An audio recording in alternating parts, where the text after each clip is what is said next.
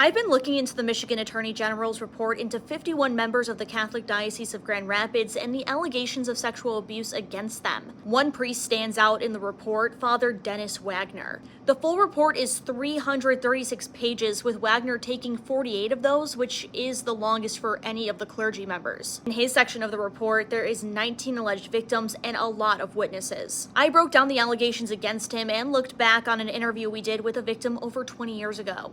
Years of accusations, 19 listed victims, and a criminal charge. Father Dennis Allen Wagner has one of the most extensive cases listed in the Michigan Attorney General's report into sexual abuse in the Catholic Diocese of Grand Rapids. The report says Wagner, who was ordained in 1976, allegedly abused multiple young boys starting in the late 1970s, with victims being abused in pools, at cottages and lake houses, and in the showers after games of racquetball. In 1983, Wagner was arrested and charged with gross indecency involving a minor. The report says while Wagner took a boy to his cabin in Newaygo County, he fondled the boy in the car. He pleaded down to a misdemeanor and received 2 years probation, supervised by an auxiliary bishop of the church. He continued with the diocese in restricted ministry positions. Many of the victims, when they came forward with allegations, were offered support by a victim assistance minister. One of his victims, who came forward with abuse allegations against Wagner and Father Jean Alvesteffer in 2000, is quoted saying, "I don't know which is worse, that you have a person that works with people abused by diocesan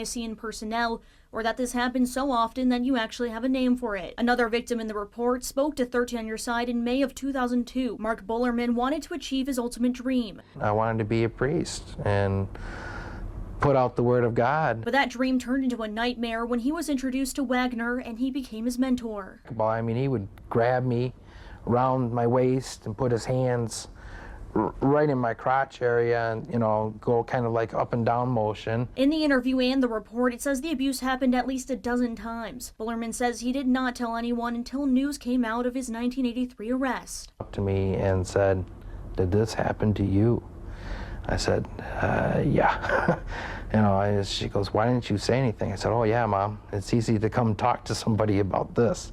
I thought something was wrong with me." Bullerman says after he met with high-ranking church officials, which is documented in the report, his issues with Wagner were dropped and buried. The abuse endured by Bullerman changed the trajectory of his life. "I don't think it was right. You ruined my dreams of what I wanted to become." While at the time of the story airing, the diocese denied meeting with the Bullermans in 1983, and the report says Wagner denied it, and an official was, quote, inclined to believe him since he had accepted responsibility for other allegations. Wagner remained with the diocese for 19 years in restricted ministry positions after his 1983 arrest. He was then removed from all duties the same day 13 on Your Side story with Bullerman aired, and was removed from the priesthood in 2004. A team here at 13 on Your Side has read through the whole entire report and has in-depth summaries on all 51 clergy members' allegations that can be found completed on our website right now, 13onyourside.com.